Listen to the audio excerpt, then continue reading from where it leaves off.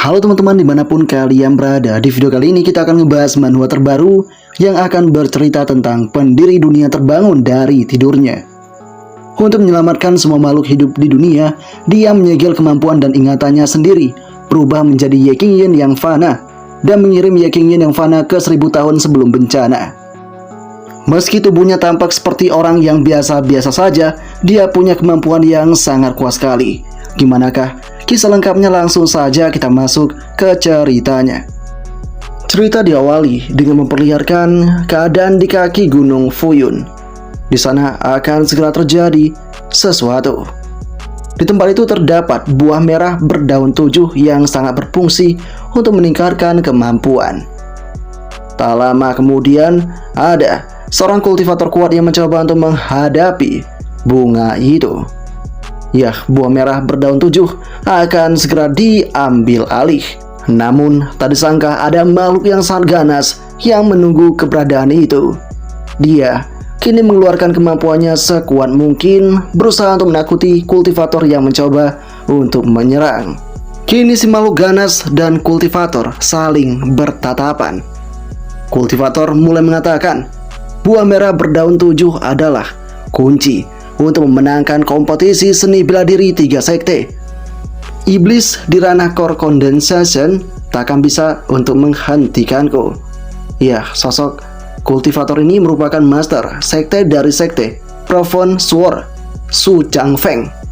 Su Changfeng mulai mengeluarkan kekuatannya di sana untuk segera mengalahkan si makhluk ganas itu.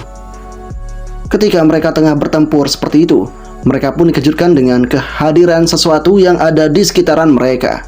Dan akhirnya, sosok itu muncul. Dia kini mengatakan, 10 tahun, aku, Ye Qingyan, akhirnya keluar juga. Yah, Ye Qingyan kini sadar jika inilah benua yang akan dia tinggali bersama dengan peliharaannya yaitu Damo. Kini, ketika mereka tengah ada di sana, sosok dari Ye Qingyan pun sadar jika ada makhluk kecil yang cukup imut yang ada di hadapannya. Mendengar adanya hal yang semacam itu, si makhluk ganas sangat kesal karena dia dikatakan sebagai kucing yang sangat imut. Dia kini mencoba menyerang ke arah sosok dari Ye Qingyan, tapi tiba-tiba dia pun berubah seketika menjadi kucing yang sangat kecil. Atas adanya hal ini membuat si Su Changfeng sangat merasa tak menyangka. Dia benar-benar baru pertama melihat hal yang semacam ini. Kini, si kucing kecil itu pun pergi meninggalkan Ye Qingyan sehingga Ye Qingyan gagal untuk mendapatkannya. Kemudian, di dalam hatinya, Su Changfeng pun mengatakan, hanya dengan satu kata tadi bisa mengembalikan demonic beast di ranah core condensation ke wujud aslinya. Apakah pemuda ini benar-benar master yang telah memblokir Gunung Fuyun selama hampir 1000 tahun?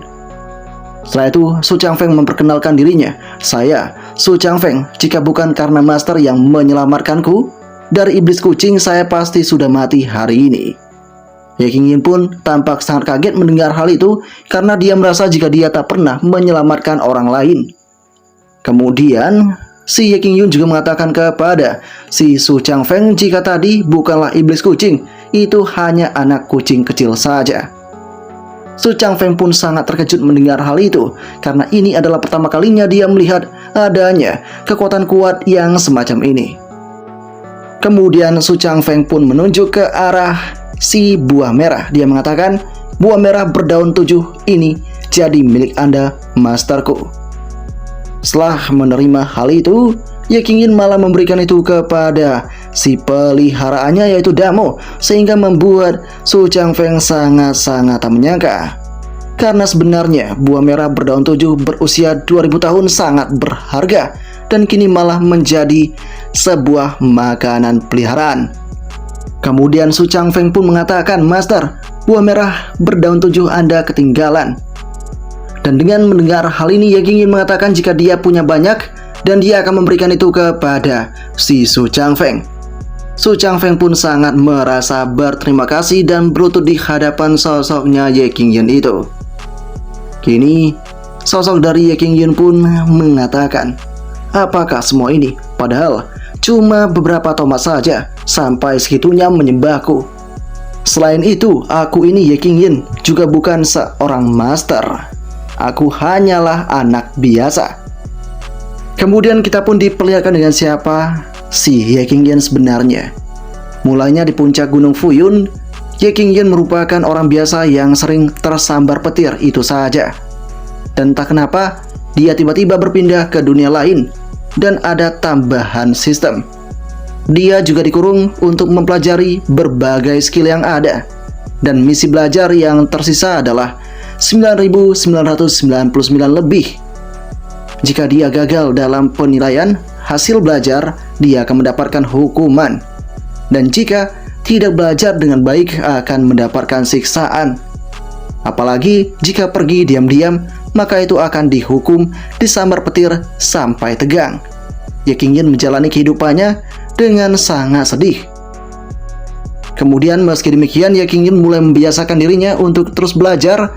Dan dia terus belajar itu sepanjang waktu ketika dia ada waktu.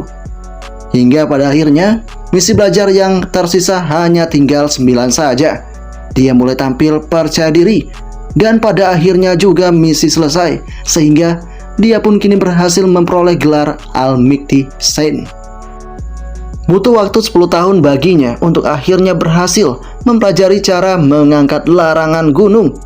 Tapi sistem malah kabur tanpa memberikan hadiah apapun. Saat itu sistem mengatakan ikatan dilepas sampai batas waktu yang belum ditentukan. Dan mengenai hadiahnya adalah kamu sendirilah yang akan mewujudkannya. Saat itu Ye Qingyan benar-benar tidak sudi terjebak di dunia ini. Dia sangat emosi terhadap sistem, namun dia tidak mampu berbuat banyak. Itulah gambaran singkat mengenai sosok dari Ye Qingyan itu. Dan kini, di masa sekarang dia hanya bisa berpasrah sambil makan bersama dengan Damo, karena mulai dari sekarang mereka akan hidup di isekai. Setelah itu ketika Ye Qingyan tengah bersama dengan Damo, tiba-tiba ada seorang gadis yang kini memerlukan bantuannya. Si gadis cantik itu mengatakan, "Tuan muda, tolong bantu aku. Ada sesuatu yang kini tengah menghantuiku." Ye Qingyan yang mendengar hal itu kini bergegas untuk mendekat ke arah si wanita itu. Dia kini bertanya, "Tak masalah, apakah kau saat ini tersesat, nona cantik?" Si wanita yang mendengar itu kemudian mengatakan, "Sebenarnya saat ini aku diancam akan dibunuh oleh kultivator iblis." Mendengar adanya kultivator iblis membuat sosok dari Ye Qingyan mengatakan, "Aku tak bisa membantumu, jadi selamat tinggal." Namun si gadis mengatakan jika semua sudah terlambat karena kultivator iblisnya sudah datang. Yah, kini sosok dari Ye Qingyan mulai mencari di mana keberadaan dari kultivator iblis itu. Kegelapan mulai mengarungi tempat itu. Dan tentu hal ini membuat sosok dari Ye Qingyan benar-benar merasa ketakutan. Ye Qingyan kini telah dibawa oleh kegelapan itu sambil mengatakan, "Ini semua sudah berakhir, aku kemungkinan akan mati." Dan di tengah kondisi ini, Ye Qingyan malah menatap ke depan dan tak tahu apa yang terjadi pada gadis itu. Tapi untungnya si Damo pun kini menggonggong dan mengeluarkan sedikit kemampuannya untuk menghancurkan kegelapan itu, sehingga semuanya pun berhasil untuk ditenangkan. Si gadis pun kini berhasil selamat dan aman. Kemudian ketika si gadis terjatuh, Ye Qingyan mengatakan, "Bukannya kau bilang kultivator iblisnya sudah datang? Kenapa aku tak melihat apa-apa? Saat ini kenapa kau tiba-tiba duduk di tanah? Apakah kau sedang menangis?" Setelah mendengar hal ini membuat sosok dari si gadis mengatakan, "Anjing kecil bawahan dari pria ini begitu kuatnya. Seberapa kuatkah pemiliknya ini?" Kemudian si wanita mengatakan, "Namaku Bai Sui. Terima kasih karena telah menyelamatkan hidupku." Kalau boleh tahu, senior ini ketika dia akan mengatakan hal itu, tiba-tiba mulutnya pun tak bisa untuk dibuka. Dia tak tahu apa yang sebenarnya terjadi. Hingga pada akhirnya sosok dari si Damo mengatakan dalam hatinya kepada sosok dari si Bai Sui sebagai sebuah percakapan khusus. Si Damo mengatakan, "Tuanku ini suka bersikap low profile, jadi lebih baik jangan terlalu banyak untuk bertanya." Dengan kondisi ini, Bai Sui tampak kaget. Dia pun mengatakan dalam hatinya, "Ini transmisi suara rahasia. Benar saja, master ini bukanlah sesuatu yang bisa ku prediksi." Kemudian Bai Sui mengatakan kepada Ye Qingyan, jika sebelumnya tubuhnya lemah, makanya sampai jatuh tertiup angin.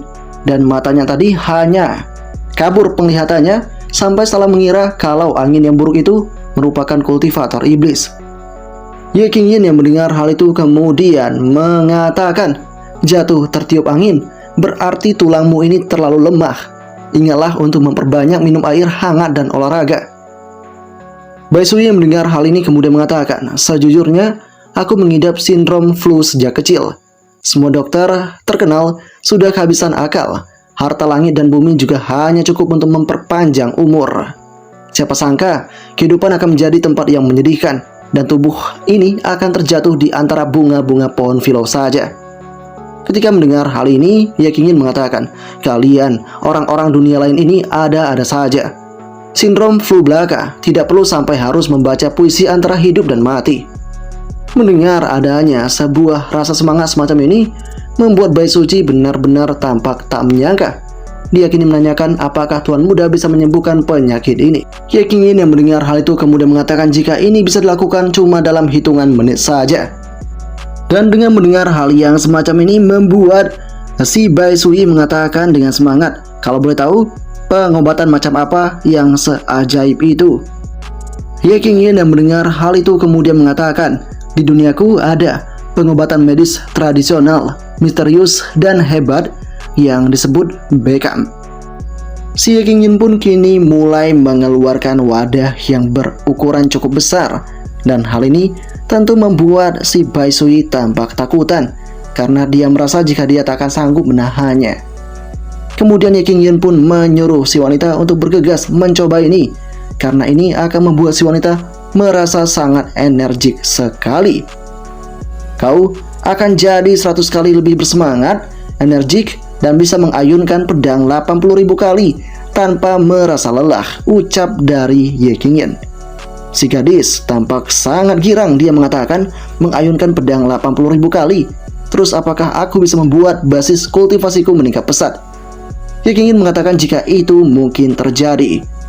Si Bai Sui pun bergegas akan mencobanya bersama dengan si Ye Qingyin. Singkatnya mereka pun tiba di kediaman Ye Qingyin, dan di sana mereka pun mulai masuk ke ruang obat-obatan Gunung Fuyun. Di sini sebelum melakukan prosesnya, Ye Qingyin mengatakan jika metode ini perlu berbaring di tempat tidur dan buka pakaian. Setelah mendengar hal itu, sosok dari Bai Sui bergegas untuk melakukannya, dan dia kini mengatakan, "Aku sudah siap. Silakan lakukan pengobatannya, Tuan Muda." Dan ketika sudah melihat itu, Ye Qingyin tampak sangat terpesona karena itu putih sekali. Kemudian Ye Qingyin menegaskan, "Sayang sekali, kalau bekamnya tidak dilakukan akan kupenuhi punggungnya dengan bekaman yang luar biasa." Kini Ye Qingyin tak tahu bagaimana caranya melakukan aksinya itu, hingga dia pun menggunakan ponselnya untuk bergegas mencari tahu. Ye Qingyin pun kini bergegas untuk menanyakan bagaimana cara untuk membekam, hingga ponselnya pun menunjukkan sebuah aksi untuk melakukan hal itu. Ye Qingyin kini akan mempergunakan teknik pembakaran seperti yang ada di ponselnya itu. Dia mulai melakukan aksinya dan kini dia mulai untuk fokus. Bekaman mulai diarahkan kepada tubuh dari gadis itu sehingga membuat Ye Qingyin kini tampak benar-benar sudah merasakan jika dia akan mampu melakukan ini. Dan dengan apa yang terjadi ini, orang-orang di kaki Gunung Fuyun mulai merasakan adanya fluktuasi energi yang begitu kuatnya. Kini mereka mulai menyembah sambil mengatakan, "Dewa Gunung Fuyun muncul, akhirnya kita semua mendapatkan dan melihat ini semua." Sementara itu di tempat yang berbeda, di kuil yang hancur di desa, kita pun diperlihatkan dengan Guo Xiaoyun yang merupakan seorang pengemis kecil.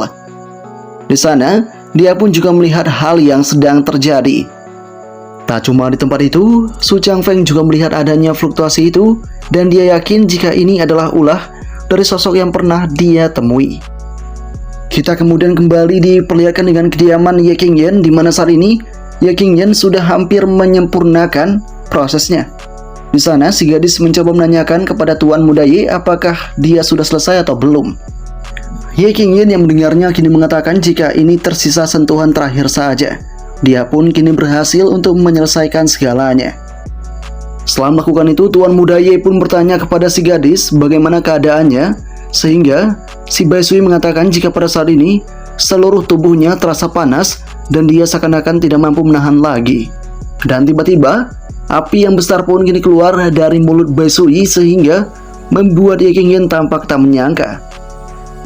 Kini, sosok dari Bai Sui juga mengatakan dalam hatinya, gejala flu di tubuhku benar-benar menghilang. Kultivasiku juga meningkat pesat ke ranah berikutnya. Dia kini mengatakan kepada Ye Qingyan, "Tuan muda, terapi bekam ini benar-benar efektif." Ye Qingyan yang mendengarnya kini mengatakan, "Tentu saja, pengobatan tradisional Tiongkok kami sangat hebat dan mendalam, serta punya sejarah yang panjang. Dengan berfokus pada suatu titik, maka kita berhasil menyempurnakan itu."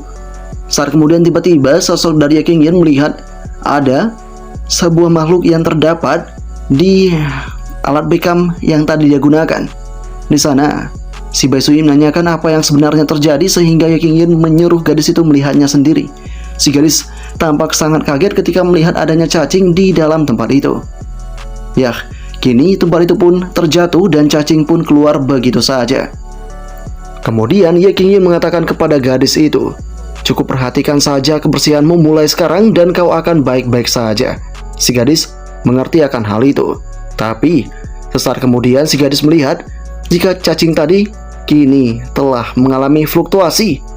Yah, kini cacing itu menjadi begitu besar dan ganasnya. Kini Ye Qingyan pun tidak tahu dengan apa yang sebenarnya terjadi dan mencoba menanyakan kepada si Bai Sui. Bai Sui mengatakan jika, "Tuan muda, ada iblis cacing di belakangmu." Mengetahui adanya hal ini, Ye Qingyan bergegas untuk melihat ke belakangnya, dan kini sosok cacing itu benar-benar akan memangsa Ye Qingyan. Namun sayangnya, Ye Qingyan seakan-akan tak mampu melihat mereka semua. Kini juga, sosok dari si cacing mengatakan kepada yang lainnya, dia tidak bisa bergerak setelah terkena air liur halusinogenku. Telan dia dulu lalu makan gadis itu. Ketika mereka akan melakukan itu, tiba-tiba mereka tak mampu untuk melakukannya. Saat ini, Ye Qingyan malah merasakan jika ada bau yang sangat busuk sekali di tempat ini. Si iblis cacing kini mulai bertanya-tanya, kenapa ini terjadi? Daging fana seharusnya tidak bisa melihatku. Tak mungkin juga untuk lolos. Namun sayangnya para iblis cacing gagal untuk menangkap Ye Qingyan itu. Ye Qingyan malah mengambil kipas untuk melakukan sesuatu di tempat ini. Setelah berhasil menemukan kipasnya, dia pun akan segera mempergunakan kipas itu untuk menaklukkan cacing yang terdapat bau busuknya. Kini Bai Sui mulai bertanya, apa yang sebenarnya terjadi? Kenapa Master seperti ini? Dia benar-benar tangguh dan tak takut akan apapun. Kemudian Ye Qingyan mengatakan jika dirinya bukanlah Master dan dia hanya meminta kepada nona muda, kedepannya si nona harus lebih memperhatikan kebersihan. Kotoran ini terlalu bau sekali dan menyengat. Yah, kini dia pun berhasil melakukan kipasan sehingga secara tak sengaja cacing itu juga hancur seketika dan dia pun binasa. Dengan pergerakan dilakukan oleh si Master membuat si Bai Sui tampak semakin tak menyangka. Dan kotoran itu pun kini berhasil untuk dihilangkan sepenuhnya. Yah, cacing itu pun kini benar-benar sudah tiada. Ye Qingyan akhirnya berhasil untuk menenangkan semuanya. Kemudian Ye Qingyan berkata dalam hatinya, "Gawat, aku telah melakukan sebuah kesalahan. Aku sama sekali tidak bermaksud untuk menyinggung seorang kultivator wanita dengan menghinanya seperti tadi."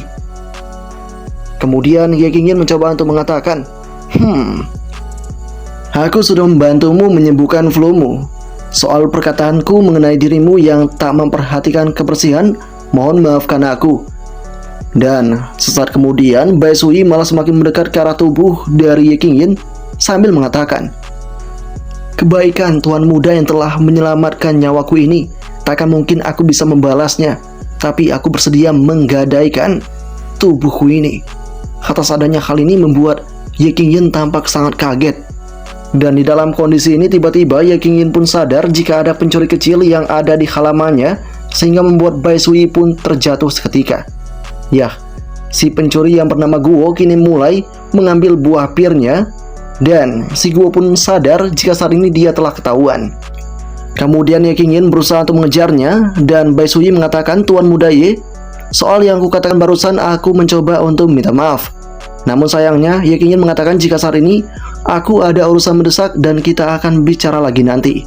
Ya, Ye Qingyan mulai memburu si pencuri kecil itu, dan pencuri kecil bergegas untuk melarikan diri. Kemudian sosok dari Bai Sui mengatakan, apa maksud tuan muda Ye tadi? Apa mungkin kultivator wanita yang menawan sepertiku tak sebanding dengan beberapa buah pir? Kemudian juga Bai Sui melihat jika sebenarnya ini buah spiritual Xuantian yang berusia 3000 tahun. Dia pun kini semakin bertanya-tanya, siapa sebenarnya tuan muda Ye Qingyan itu? Tak lama kemudian, dia pun mendapatkan sebuah panggilan darurat dari master sektenya karena ada sesuatu yang mendesak. Si Bai Sui bergegas untuk pulang. Singkatnya tibalah dia di sekte Nine Spirit platform Wenshin. Di sana dia pun mengatakan, guru, hal apa yang membuat guru sampai melakukan panggilan darurat itu?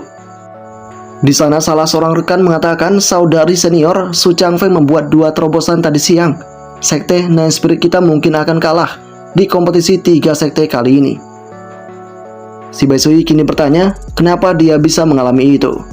Kemudian master sekte dari sekte Nine Spirit, Gong Sun Yu, mulai melontarkan pendapatnya. Dia mengatakan, sudah sejak zaman kuno banyak orang telah disesatkan oleh nama palsu. Lebih baik hidup apa adanya daripada hidup dengan reputasi palsu. Menjadi nomor 1 di antara 3 sekte hanyalah nama palsu. Aku sama sekali tidak peduli.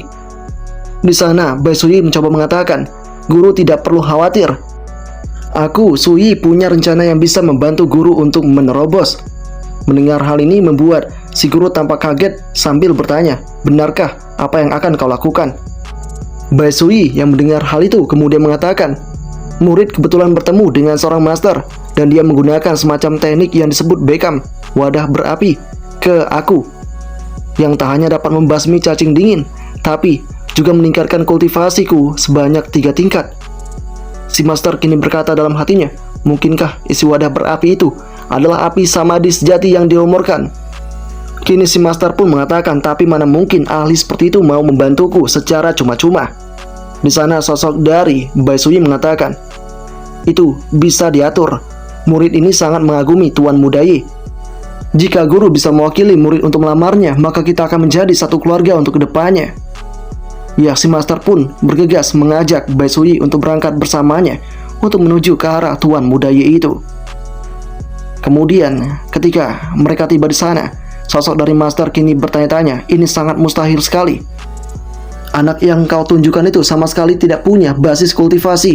Dari mananya dia tampak seorang ahli? Ini sangat tidak benar. Ya, kini sosok dari Ye Qingyan tengah mengejar pencuri kecil dengan menggunakan sepedanya. Di sana si master kembali berkata, yang kulihat kau ini jelas-jelas rakus akan penampilan tampan anak itu dan mempermainkanku. Bai Sui mengatakan, guru, ini semua adalah tidak benar. Yang kukatakan adalah hal yang sangat nyata.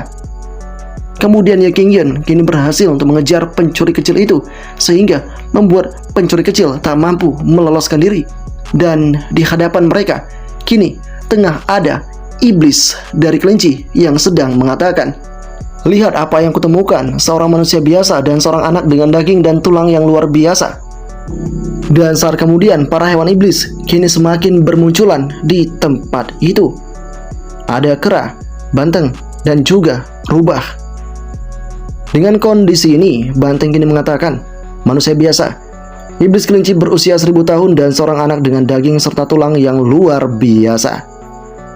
Saat kemudian, si master pun sadar jika pada saat ini ada iblis di ranah core condensation dan dia akan segera melakukan pembantuan. Tapi sosok dari Bai Sui mencoba mencegah hal itu. Di sana master mengatakan, Sui, apa maksudmu? Harap ingatlah bahwa sudah merupakan tugas sekte Nine Spirit untuk menundukkan dan melenyapkan iblis. Jadi kita tidak boleh hanya duduk diam ketika terjadi sesuatu. Sui yang mendengarnya kini mengatakan, Sui ini tidak rakus akan kehidupan dan takut akan kematian. Mohon, guru jangan khawatir, tuan muda Ye bisa menyelesaikan ini secara sendirian. Si master pun kini mengatakan, oke, kalau begitu aku akan melihatnya baik-baik. Kini kita kembali diperlihatkan dengan Ye Qingyan yang bertanya kepada pencuri itu, kenapa kau tidak lari lagi? Si Guo mengatakan, apakah kau tidak melihat apa yang ada di hadapan kau itu? Ya, kini kelinci pun akan mencoba menyerang, dan dia akan memakan semua orang ini yang akan meningkatkan umurnya setidaknya 500 tahun. Ye Qingyan juga tak mampu melihat hal itu, dan dengan kondisi ini, para iblis hewan lain juga akan segera melakukan penyerangan. Dan apakah yang akan terjadi selanjutnya? Part pertama pun berakhir sampai di sini. Melanjutkan dari part sebelumnya, di mana saat ini sosok dari Ye Qingyan akan mendapatkan serangan yang sangat besar dari seekor iblis kelinci. Tapi dengan mudahnya Ye Qingyan berhasil menangkap kelinci kecil itu. Ye Qingyan kini mengatakan kepada si Guo, kelinci ini sangat menyukaimu. Kemudian dengan kondisi ini para iblis yang lainnya berkata, lumayan hebat juga rupanya bocah ini. Tapi sayangnya di dunia ini tak ada seorang pun yang tidak bisa nenek rubah dan kakek kera ini konsumsi. Ya, kini serangan itu akan segera diarahkan tepat ke tubuhnya Ye Qingyan. Atas adanya ketegangan ini, Master pun berkata, anak ini takutnya tidak bisa lolos dari ajalnya, dan aku akan mencoba untuk membantunya. Dan kini si iblis kera dan juga iblis rubah semakin mendekat. Dia pun kini akan segera menyerang sosok dari Ye Qingyan itu. Tapi Ye Qingyan malah mengatakan, ada monyet kecil dan rubah kecil. Selain itu rubahnya juga rubah betina. Atas kondisi ini membuat Master pun kini membalikkan tubuhnya sambil mengatakan kepada sosoknya Bai Sui, Bai Sui, orang ini akan mati dan tak bisa dihidupkan kembali. Aku akan mencarikan jodoh untukmu. Iya, dan saat kemudian Bai Sui mengatakan jika Tuan Muda Ye berhasil menaklukkan iblis itu bahkan tanpa menggunakan teknik apapun. Si Master sangat terkejut mendengar hal itu. Ya, kini kedua iblis itu berhasil ditangkap dengan mudah oleh Ye Qingyan. Ye Qingyan benar-benar bak seorang pria yang sangat tangguh dan kuat sekali. Master Sekte yang tahu akan hal itu kemudian mengatakan, menangkap Demon Beast di ranah Core Condensation dengan tangan kosong. Basis kultivasi orang ini tidak bisa diprediksi. Kemudian sosok dari Ye Qingyan pun mulai mengatakan, sekarang semua hewan ini merupakan punyaku dan akan kuberi nama. Di sana dia pun bertanya kepada Guo, bagaimana kalau Tuba, Hauge, dan Hu Jingjing? Tu untuk kelinci, Huo untuk monyet, dan Hu Jingjing untuk rubah ini. Dengan kondisi yang terjadi ini, si Guo pun mengatakan dalam hatinya, pria ini kuat sekali. Kalau aku bisa menjadikannya sebagai guruku, aku tidak akan dibully dan direndahkan lagi. Sesaat kemudian, para hewan yang sudah ditangkap kini sangat merasa bersedih. Dia kini hanya bisa minta tolong kepada kakak mereka, yaitu si Niu alias Banteng.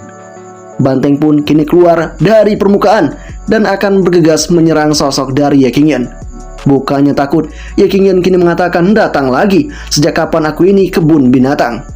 Yah, Ye Qingyan mulai mencoba menaklukkan Banteng itu dan mengusirnya. Si Banteng pun kini lanjut saja dan tidak berhasil mengenai tubuh dari Ye Qingyan.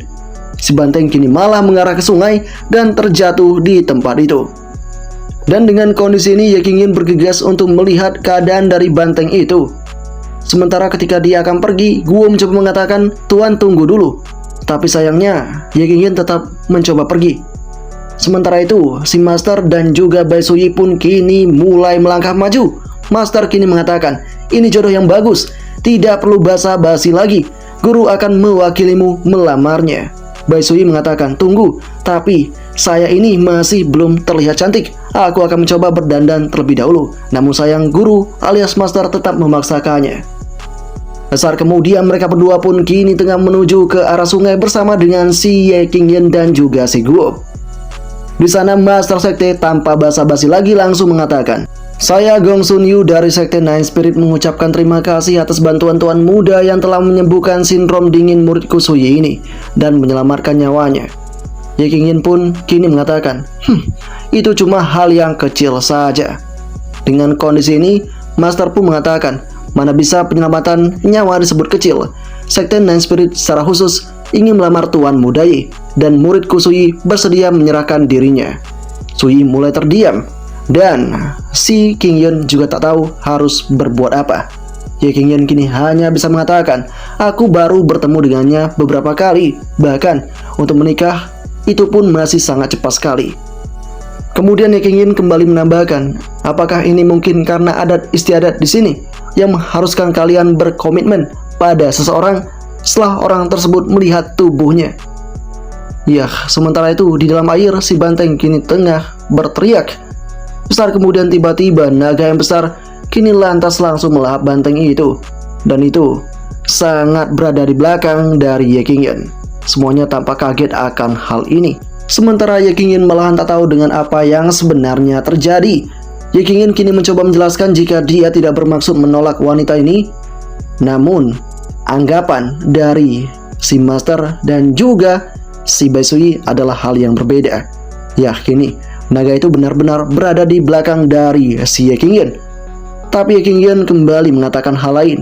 Membuka baju untuk dibekam adalah prosedur normal untuk menyelamatkan orang.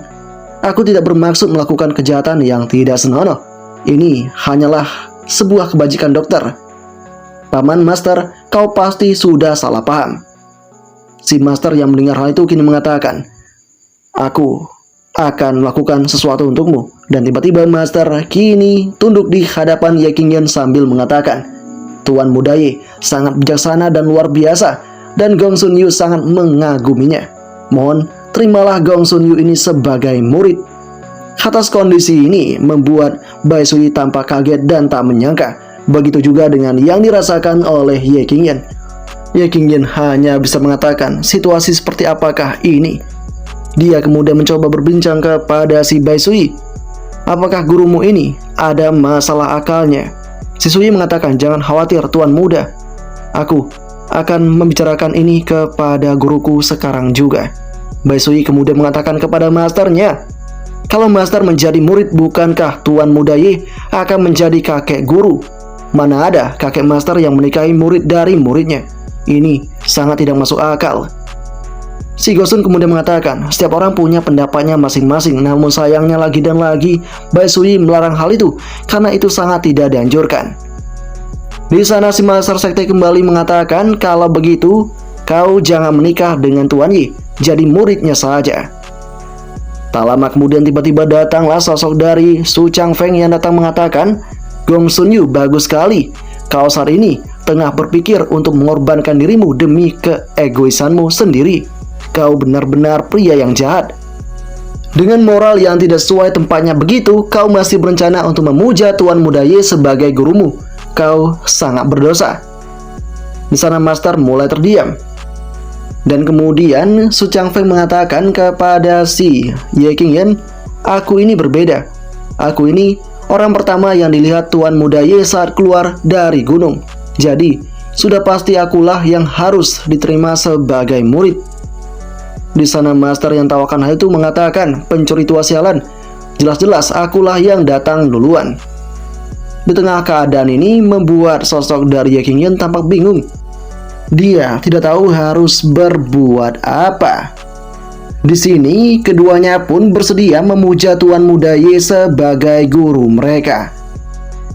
King Yun semakin bingung dengan apa yang tengah terjadi ini.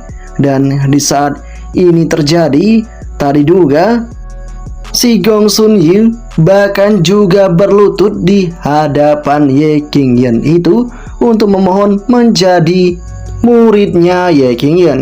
Kemudian King Yun bergegas membangunkan kedua orang itu. Di tengah kondisi ini King Yun semakin tak bisa menahan kepusingan. Dia hanya bisa mengatakan, ini sangat mustahil. Umur kalian berdua sudah hampir 100 tahun. Kalian kini malah berusaha untuk menjadi muridku. Kemudian King Yun menegaskan dengan lantang kepada semuanya, aku King Yun hanyalah orang biasa. Kenapa aku harus menjadi seorang master? Kedua tetua pun kini tampak terdiam dan mereka bingung untuk berkata apa-apa. Dan yang jelas pada saat ini mereka berdua melihat jika ada naga yang begitu tangguhnya yang menjaga tubuh dari King Yun itu. Kemudian King Yun melihat ke arah belakang, namun naga itu pun kembali masuk ke dalam air. Di sana Ye Qingyan juga mengatakan jika pada saat ini meskipun dia melihat ke belakang ratusan kali, dia masih tetaplah orang biasa. Ye Qingyan menambahkan, paman-paman sekalian, kalian adalah pemimpin suatu sekte, jadi berhati-hatilah dalam apa yang kalian katakan dan lakukan. Kalian berdua lebih tua dariku. Dilihat dari usianya, hal terbaik yang bisa aku lakukan hanyalah menjadi master bagi si pencuri kecil ini. Si pencuri pun kini bergegas, berlutut dan bersembah di hadapan Ye Qingyan sambil mengatakan, murid Guo Xiaoyan memberi hormat kepada master. Dan dengan kejadian ini, kedua tetua pun sangat iri dengan nasib yang dimiliki oleh si Guo itu. Kini, ketiga orang yang masih tersisa pun sangat bersemangat untuk menjadi muridnya si Ye Qingyan, tapi Ye Qingyan tetap menolak hal itu. Ye Qingyan juga menegaskan, kalian semua berhenti bertengkar. Aku sudah memutuskan untuk mengambil pencuri kecil ini sebagai muridku. Jika kalian bersedia untuk datang ke tempatku, maka kalian akan kusuguhkan makanan yang enak dan kalian akan menjadi murid magangku sebentar. Mendengar hal ini, semuanya pun bergegas pergi menuju kediaman Ye Qingyan itu. Ye Qingyan kini berhasil menyiapkan makanan untuk ketiga orang yang ada. Kemudian ketika akan makan, terlihatlah dua master yang kini saling bertatapan seakan-akan mereka ini musuh bebuyutan. Kemudian juga, Ye Qingyan berusaha untuk menenangkan suasana. Dia mengatakan, jangan bertengkar, ayo sekarang waktunya kita makan lagi. Lihatlah, hidangan utamaku hari ini yaitu hotpot. Ye Qingyan benar-benar menyajikan itu sebaik mungkin. Semuanya pun mulai terlihat kagum dengan apa yang ada di hadapan mata mereka, dan Su Changfeng sadar jika kilauan cahaya ini merupakan keagungan senjata ajaib. Master pun kini berkata, bukankah ini daun roh kuning yang berumur 1000 tahun dan jamur raja es berumur 3000 tahun? Su Changfeng juga tahu akan hal itu. Dia pun sadar jika rumputan es yang hanya tumbuh di tebing dan dapat memperluas kehijauan bagian dalam istana juga terdapat di makanan ini. Dan buah pembersih sumsum yang dapat membersihkan tendon, memperbaharui pembuluh darah dan memperkuat tulang juga ada di tempat itu. Dengan kejadian ini, Ye Qingyan semakin bingung karena sebenarnya dia hanya mencampurkan bahan wortel saja, dan ketiga orang ini tampak sangat merasakan hal yang berbeda. Setelah itu, sosok dari Bai Suyi mengatakan, apakah Tuan Ye serius memperbolehkan kita makan ini? Ye Qingyan menyuruh mereka untuk bergegas melaksanakannya. Ketiga orang itu pun bergegas memakan itu dengan sangat semangatnya, seakan-akan tidak ingin tertinggal sedikit pun. Ye Qingyan kini hanya bisa mengatakan, kalian memakannya terburu-buru. Apakah menurut kalian itu tidak pedas? Si master pun mengatakan jika ini sangatlah tidak pedas, dan rasa panas yang meninggi di dada seakan-akan meledak seketika dan ingin membuatnya menjadi lebih tangguh. Kemudian Bai Suyi mulai mengeluarkan efek kebakaran yang dihasilkan dari makanan hotpot ini. Sosok dari si Bai Suyi benar-benar berlari sekeliling untuk menenangkan dirinya karena adrenalinnya benar-benar sudah terpacu. Di sana juga Ye Qingyan semakin bingung dengan apa yang sebenarnya terjadi. Namun sosok dari master menegaskan jika apa yang dilakukan oleh Bai Suyi merupakan api di dalam hati. Suyi saat ini sedang menerobos dan tak perlu untuk dipadamkan. Reaksi yang sama juga ditimbulkan oleh Su Changfeng. Su Changfeng pun merasa jika ada hal yang berbeda dari perasaannya. Dia pun kini bergegas untuk menerobos ke level yang berikutnya. Ye Qingyan semakin bingung dengan potensi yang ada ini karena dia tak tahu apa yang sebenarnya terjadi. Kemudian sosok dari Su Changfeng benar-benar membuat terobosan yang sangat kuat sekali yang menimbulkan efek ledakan yang sangat keras. Kini Su Changfeng sangat senang. Dia pun mengatakan, hahaha, akhirnya aku merasakan hal yang seperti ini. Ye Qingyan pun kini semakin bingung. Dia kini hanya bisa berkata, apakah pria ini mendapatkan pencerahan setelah makan wortelku? Kemudian juga Bai Suyi mengatakan jika pada saat ini Tuan Ye, aku telah menerobos ke alam spiritual enlightenment dan mencapai kesempurnaan yang luar biasa. Tak cuma mereka berdua, saat ini sosok dari si master akan segera melakukan penerobosan. Ye Qingyan kini mengatakan kepada master, ada apa denganmu? Kau tidak akan tertular penyakit Parkinson karena makan hotpot, bukan? Si master kini mengatakan jika Tuan Ye, tidak apa-apa, aku saat ini hanya akan melakukan penerobosan. Di tengah apa yang terjadi ini, Ye Qingyan berusaha untuk memadamkan suasana dan mengatakan kepada si tetua itu jika Ye Qingyan menyadari ini. Dan tak selama kemudian ledakan keras pun terjadi sebagai bentuk penerobosan yang sangat kuat sekali adanya. Di sini tanpa diketahui ada juga kepala sekte Tianwu yang bernama Timur Su yang saat ini sedang melihat aksi yang dilakukan oleh Gong Sun Yu dan Su Changfeng itu, yang bahkan menerobos pada saat yang sama. Kini sosok dari si Timur Su pun mengatakan jika kemungkinan si pemuda itu yang telah membantu kedua tetua melaksanakan aksinya. Apakah yang akan terjadi selanjutnya? Part kedua pun berakhir sampai di sini. Melanjutkan dari part sebelumnya di mana saat ini kedua master mengatakan kepada Ye Qingyan, "Terima kasih, kami dapat memperoleh kesempatan ini berkat bantuan Tuan Ye. Jika Tuan muda memberi kami perintah di masa depan, kami akan melakukannya tanpa ragu-ragu." Ye Qingyan pun yang mendengar itu kemudian mengatakan, "Haha, aku sama sekali merasa tidak membantu apapun, aku hanya memberikan kalian makanan saja." Setelah itu Ye Qingyan pun mengatakan kepada semuanya, "Aku merasa mengantuk, setelah makan dan cukup minum, aku akan masuk dan tidur siang. Kalian bebas melakukan apapun yang kalian mau." Semuanya pun paham akan hal itu. Dan di tengah kondisi ini tiba-tiba ada sosok yang datang sambil mengatakan, "Selamat kepada saudara karena telah berhasil menjalankan sesuatu. Kalian berdua telah meningkatkan kultivasi kalian secara signifikan berkat bimbingan seorang ahli. Jadi, izinkan aku untuk melihatnya." Kedua master pun tampak kaget dengan kedatangan sosok pria itu. Dan di sini gua mencoba mengatakan kepada semuanya, "Tolong pelankan suara kalian, masterku sedang istirahat siang." Semuanya pun mengerti akan hal itu dan mereka pun hanya bisa menunggu saat Tuan bangun nanti. Kemudian kita pun diperlihatkan dengan Ye Qingyan yang tampak tidur dengan sangat nyenyaknya. Dan tak diduga, tak berselang lama kemudian tiba-tiba fluktuasi energi yang begitu besar terjadi di sekitaran tempat itu.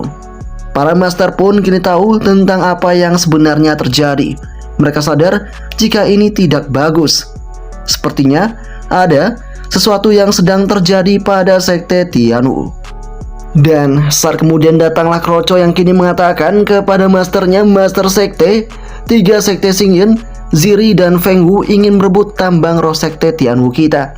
Dan mereka telah mengumpulkan jutaan kultivator jahat untuk melakukan penyerangan."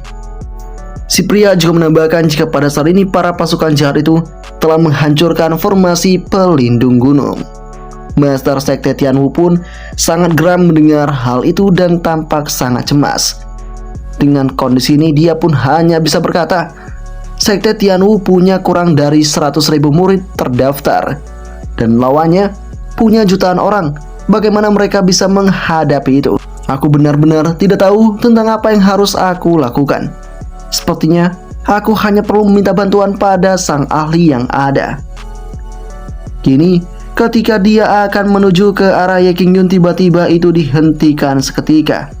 Yah, para master lain kini mengatakan jika jangan ganggu istirahat Tuan Ye itu.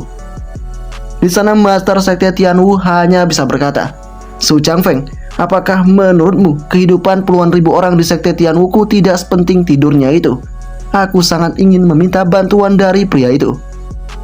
Gosun yang mendengar hal itu kemudian mengatakan, "Hanya jutaan kultivator jahat, jadi tidak perlu mengganggu sang ahli. Saudara Su dan aku dapat menghentikan mereka jika kita mengambil tindakan secara bersama-sama."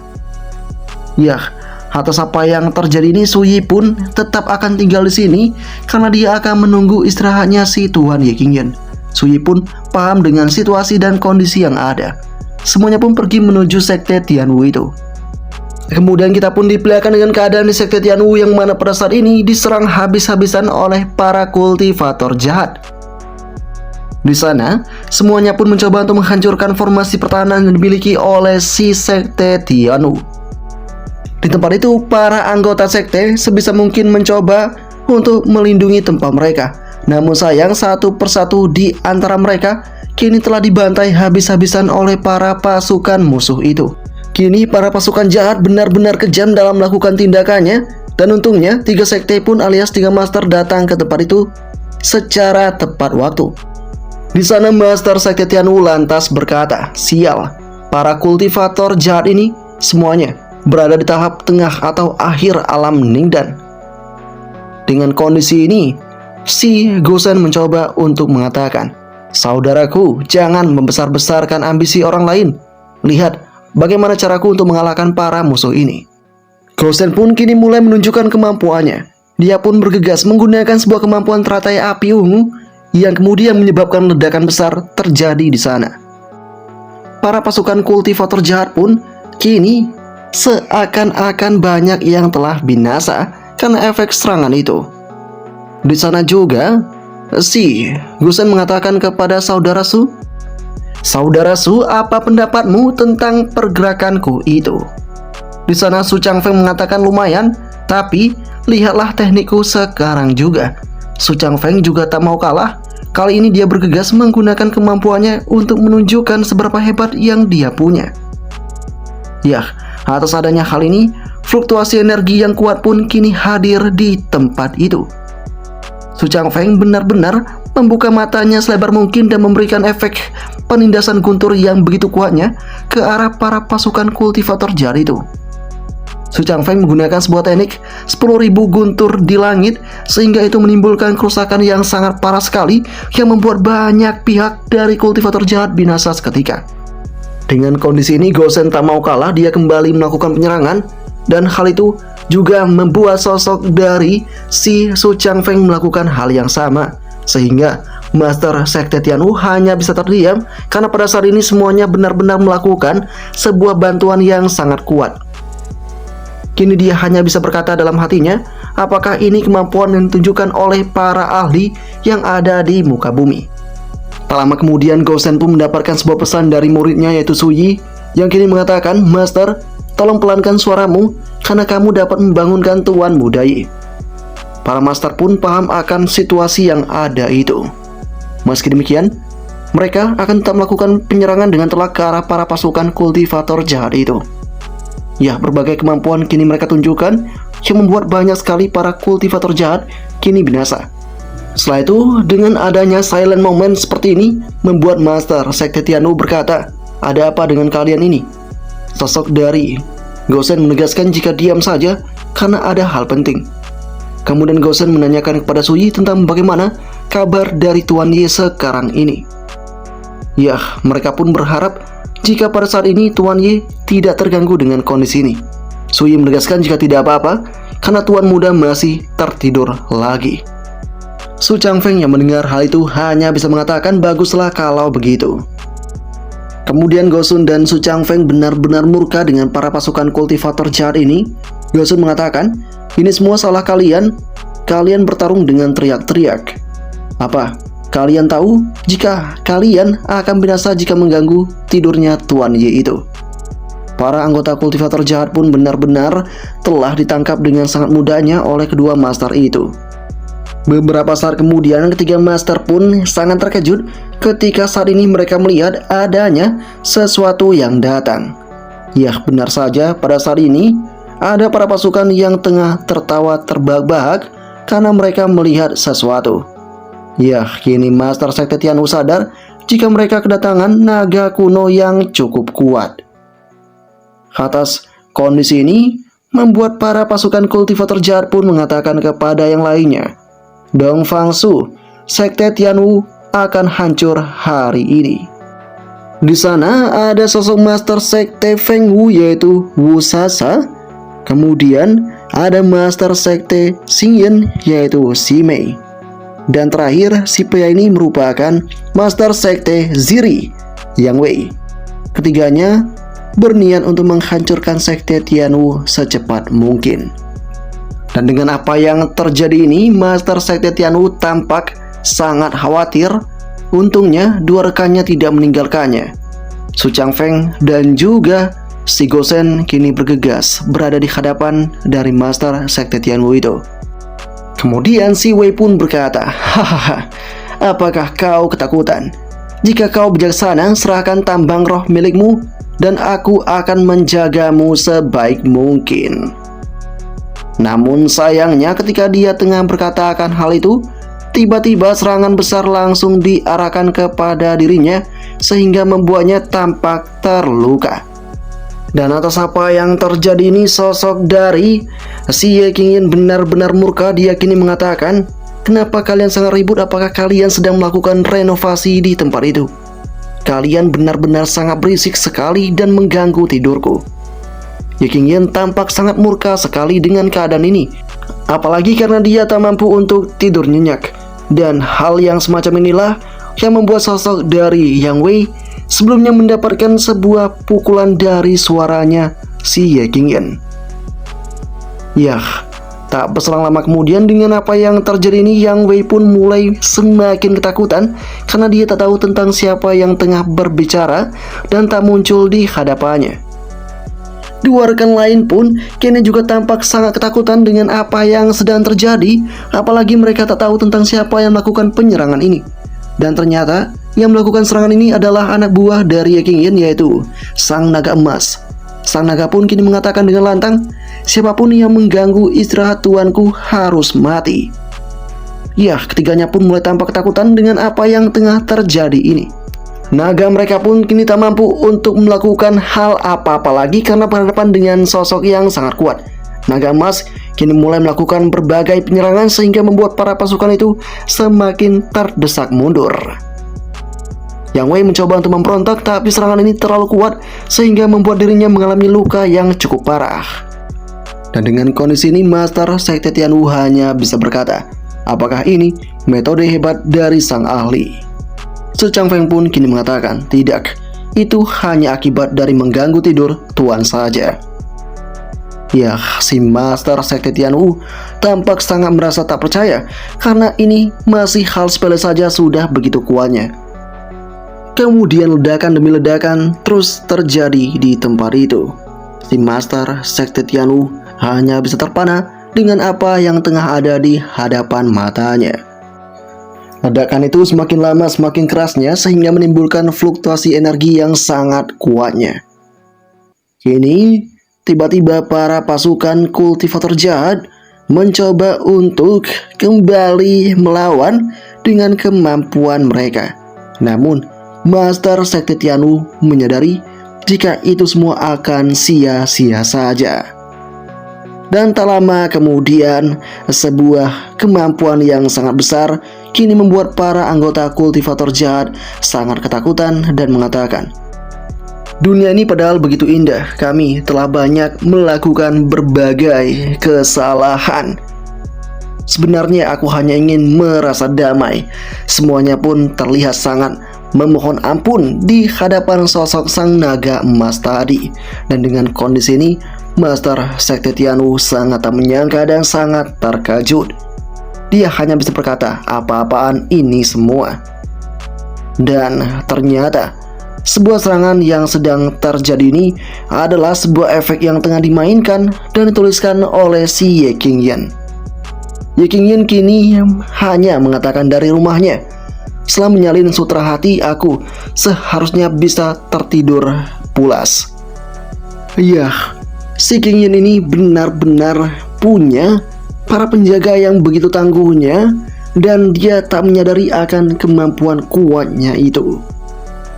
Sementara itu di lokasi yang berbeda, kita kembali diperlihatkan dengan kedua gadis yang sebelumnya tampak selamat, sedangkan si Fang Wei alias Yang Wei telah terbunuh karena dia sudah sangat berisik sekali. Kedua gadis yang tersisa kini mengatakan kepada ayah dari si Fang Wei itu jika anaknya telah tiada. Si ayah pun sangat kesal mendengar apa yang tengah terjadi itu.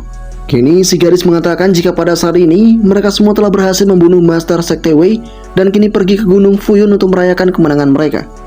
Dan dengan kondisi ini si ayah tampak semakin murka, apalagi para pasukan lawannya malah merayakan kemenangan. Si ayah yang merupakan leluhur Sekte Ziri kini menegaskan dengan lantang, mereka semua itu telah mencari kematian. Kedua gadis tampak sangat ketakutan dengan aura yang ditunjukkan oleh si leluhur Sekte Ziri ini. Di tempat yang berbeda, kita kembali diperlihatkan dengan Ye Qingyan yang kini mengatakan kepada Guo, aku awalnya orang biasa dari Wolong, mengandalkan yin dan yang untuk melindungi alam semesta ini. Di sana Guo bertanya, "Master, mengapa Anda tidak pergi menemui Master Sekte Su dan lainnya untuk mengikuti kompetisi seni bela diri?" Dengan kondisi ini, sosok dari si Ye Qingyan mengatakan, "Kompetisi bela diri 3 sekte atau semacamnya, meskipun nama mereka itu bergema, tapi itu tak cukup berarti bagiku. Ya, meskipun kompetisi itu adalah kompetisi yang cukup mengasihkan, tapi menurutku itu hanya sekelompok orang tua yang berlatih Qi dan tidak ada gunanya sama sekali." Ye Qingyan pun menambahkan, "Tinggal di rumah dan belajar ini dari mastermu, aku jamin kau tidak akan terkalahkan di dunia." Gua pun tampak sangat senang mendengar apa yang dikatakan oleh master alias gurunya itu. Kemudian sosok dari si Guo sangat terkejut ketika dia melihat senjata yang dimiliki oleh si Ye Qingyan. Ye Qingyan kini mengatakan jika senjata ini merupakan penggaruk punggung dan punya banyak latar belakang dari Marsekal Tianpeng yang legendaris. Dan ketika Ye Qingyan tengah menunjukkan aksinya, kini pinggangnya pun sakit seketika. Dia kini hanya bisa berkata, menari dengan pedang dan senjata adalah hal yang dilakukan oleh orang-orang liar. Jadi, sebagai seorang master, sebaiknya aku mengajarimu cara bermain piano. Bagaimana menurutmu tentang hal itu? Kini Guo pun malah mencoba untuk menghampiri senjata yang tadi dimiliki oleh si Ye Qingyan, tapi Ye Qingyan bergegas untuk menariknya untuk ikut bersamanya. Di sana Guo pun mau tak mau mengatakan jika dia sangat ingin belajar seni bela diri bukannya bermain piano. Namun Ye Qingyan pun mengatakan, "Kemarilah, irama juga merupakan jenis seni bela diri. Jika kau mempelajarinya dengan baik, kau akan menjadi lebih kuat daripada memegang senjata." Guo pun kini hanya bisa berkata, "Master, apakah itu benar adanya?" Dan kemudian si Ye Qingyan kembali mengatakan, "Sepertinya sudah waktunya untuk menceritakan kepadamu kisah tentang iblis Qin berjari 6 yang menggunakan piano untuk melawan seni bela diri." Ya, kini Ye Qingyan mulai memainkan pianonya. Di sini Guo tampak sangat riang tapi berbeda dengan si Damo, karena Damo tahu ini suaranya begitu buruk sekali. Tapi sayangnya sosok dari si Ye Qingyan menggagalkan Damo untuk pergi, dan Damo harus menjadi yang pertama mendengarnya. Damo mau tak mau melakukan hal itu. Dan tak berselang lama kemudian datanglah para kultivator jahat, yaitu si ayah, yang kini lantas langsung mengatakan dengan lantang, "Pria ini bermain piano secara sembarangan. Anakku mati di tangan orang yang begitu hina dan sungguh konyol sekali." Kini si ayah mulai mengeluarkan kemampuan iblisnya dan bergegas untuk menyerang si Ye Qingyan. Dia juga mengatakan dengan lantang, "Aku akan meruntuhkan Gunung Fuyun ini hingga rata dengan tanah." Para gadis yang melihat hal ini kini menyadari jika benda yang digunakan oleh si ayah merupakan artefak kuno. Mereka sudah lama mendengar bahwa kuali emas ungu memurnikan gunung dan lautan untuk menghancurkan segala sesuatu. Jadi mereka yakin balas dendam akan terbalaskan hari ini juga. Kemudian sosok dari Guo benar-benar mendengarkan cerita dari Ye Qingyan. Ye Qingyan pun mulai menceritakan tentang iblis Qin yang muncul kembali di dunia. 6 sekte besar masing-masing punya ambisinya sendiri dan ingin memanfaatkannya. Ketika Ye Qingyan tengah bercerita, sosok dari sang ayah terus mengeluarkan kemampuannya untuk mengarahkan serangannya ke arah Ye Qingyan. Tapi Ye Qingyan tetap fokus untuk bermain piano dan bercerita. Ye Qingyan pun kini mengatakan, "Dulu Kaisar Suemei bekerja keras untuk berlatih 8 naga yin dan berubah menjadi iblis piano berjari 6. Membalas dendam pada 6 sekte utama karena mengambil piano dan menghancurkan mereka." Di tengah apa yang dilakukan oleh Ye Qingyan, para gadis kini sadar jika sosok itu akan segera binasa karena serangan yang dilontarkan oleh si leluhur Master. Namun secara tak terduga, ketika mereka melakukan serangan, tiba-tiba piano yang dimainkan oleh Ye Qingyan benar-benar mengeluarkan energi yang begitu kuatnya. Dan cerita yang disampaikan oleh Ye Qingyan seperti benar-benar terjadi di kehidupan yang sekarang. Dan bahkan tak tanggung-tanggung dia berhasil memecahkan kuali ungu kepunyaan dari si leluhur tadi. Para gadis tampak sangat terkejut melihat apa yang tengah terjadi. Ya, kini para gadis juga mendapat sebuah sisaan yang sangat berat sehingga membuat tubuh mereka pun mengalami kelukaan. Di tengah kondisi ini, si ayah alias leluhur hanya bisa berkata, "Pria ini benar-benar dapat menghancurkan kuali emas unguku. Kau bisa saja mengalahkanku 100 tahun yang lalu, tapi sekarang itu akan menjadi sebuah dongeng belaka." Ya, si leluhur pun kini sangat-sangat percaya diri. Dia pun kini menyadari jika dia akan berhasil membunuh pria ini dengan kemampuannya. Serangan pun akan segera dilakukan oleh si leluhur. Dan apakah yang akan terjadi selanjutnya? Part ketiga pun berakhir sampai di sini.